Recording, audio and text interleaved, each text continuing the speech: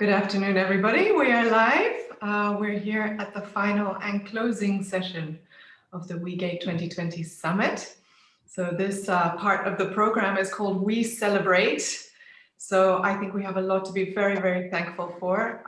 We've had a very interesting and fruitful day of brainstorming, ideas coming up, discussing, sharing.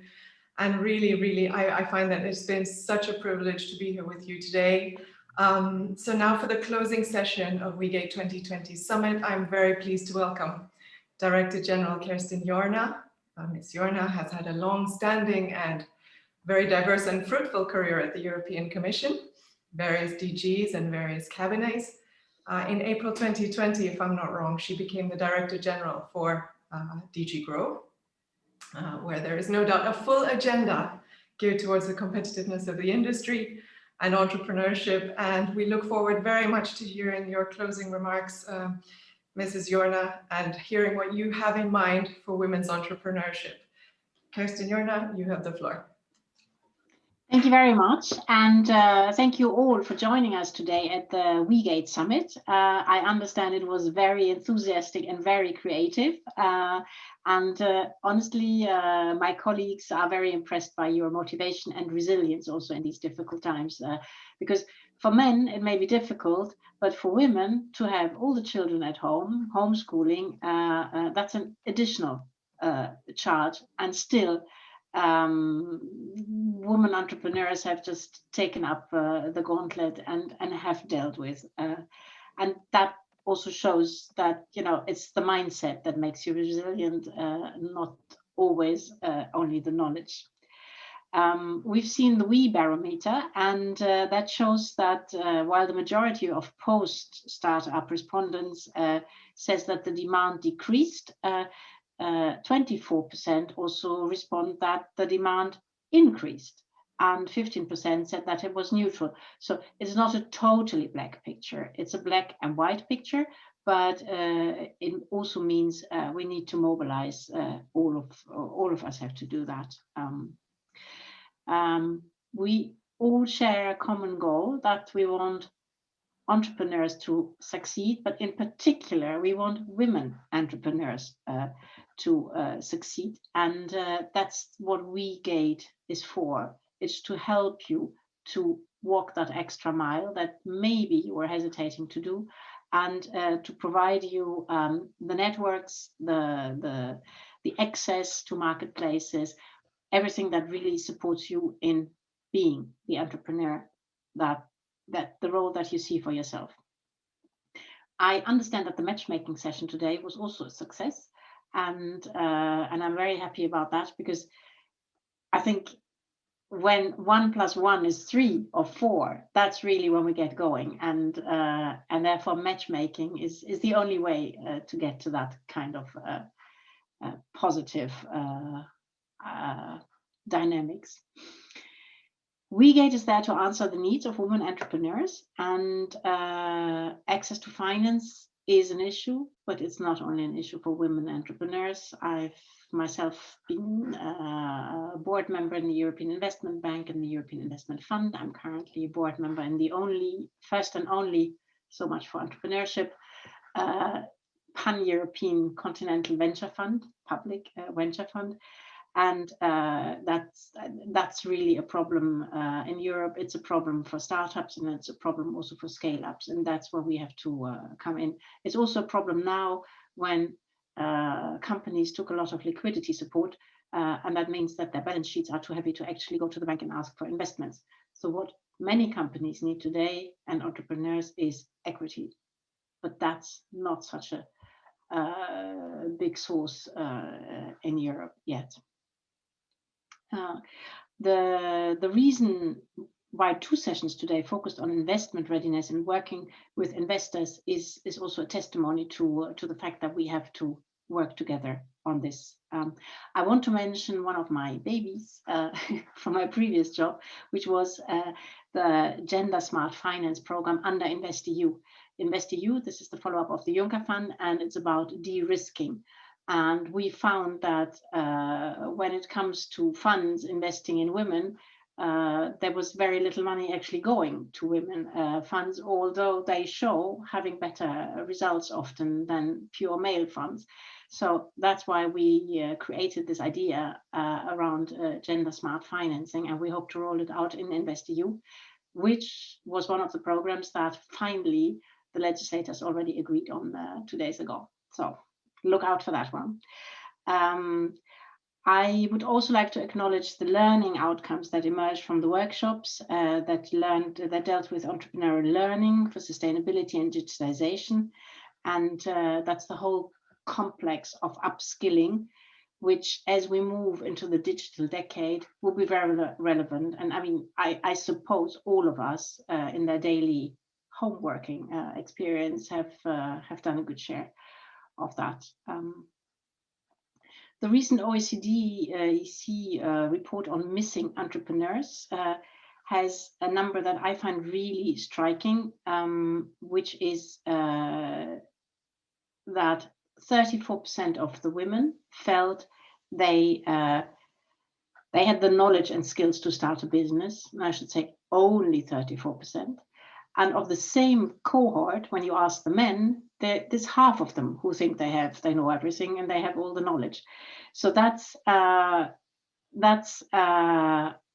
striking result. And here is also something we have to work and reassure women. And that's what the European Entrepreneurship Competence Framework is destined to do. And I hope that you will all be able to engage with this, and that it will help to help you. The women all over, women entrepreneurs, and this is my concluding sentence, have shown, women in short, have shown that they have an amazing capacity to seize the opportunity and mobilize resources, even in hard times. And I'm hopeful and confident that the discussions that we've had today will actually inspire you, give you energy, and allow female entrepreneurs to really claim the space they should have in the recovery of the economy and in the more innovative parts of the economy as well. Thank you very much.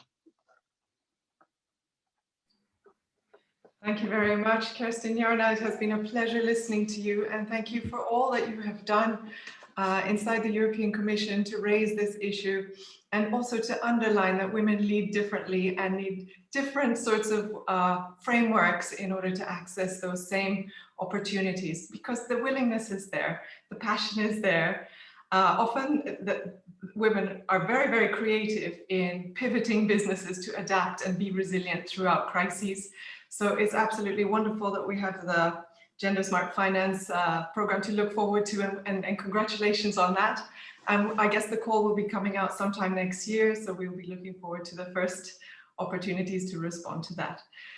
So thank you ever so much, European Commission. I would also like to come back and thank Kerstin Schreiber from this morning. We had a very good start and finish with the big support of the European Commission.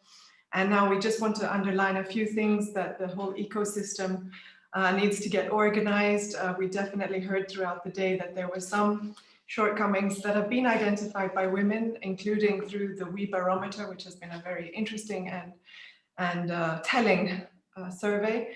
And I would like to thank those of you who are on the call who responded to the survey, because we understood that there were lots of respondents and we need loads more. So let's keep that information flowing and get the dialogues to respond also to the needs of women.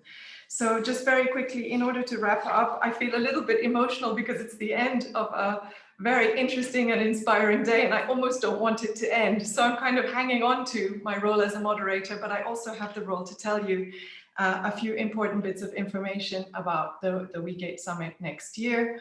But before I do that, I would like to just very, very quickly give you my takeaways and my summary of what we did today. And it's by no means exhaustive, because I couldn't possibly cover everything in just a few minutes. But after we heard from Kerstin Schreiber this morning, we launched the WEgate platform. We got all sorts of new introductions to how to use it. We got to meet Anna, who's going to be guiding us through it whenever we have a question. And I would really encourage all the listeners to sign up and make sure that we're all part of this wonderful community. Then we moved into listening to the inspiring stories of resilience and success from our 3 female founders. And my takeaway from that is that women lead differently. We need to understand that. And of course, we're all a bit exposed now during the pandemics. And that's not just women, it's men, it's everybody who runs small businesses and businesses in general. I think we are being challenged in all sorts of ways. And I very much appreciated all the candid and authentic sharings and learnings that we got from that session.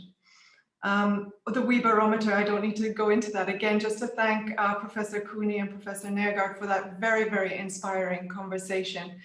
There was a lot of data that was shared, and I also wanted to just reiterate that there will be a summary of this whole event, and the questions that we didn't get to answer, and I know there were many, will be shared with, will be responded to by email and also in the final report.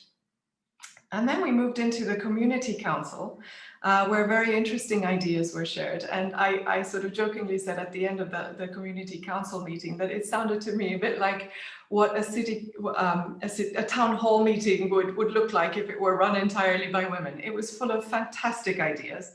And one of the key ideas that popped up there was that we need a Women in Entrepreneurship Act.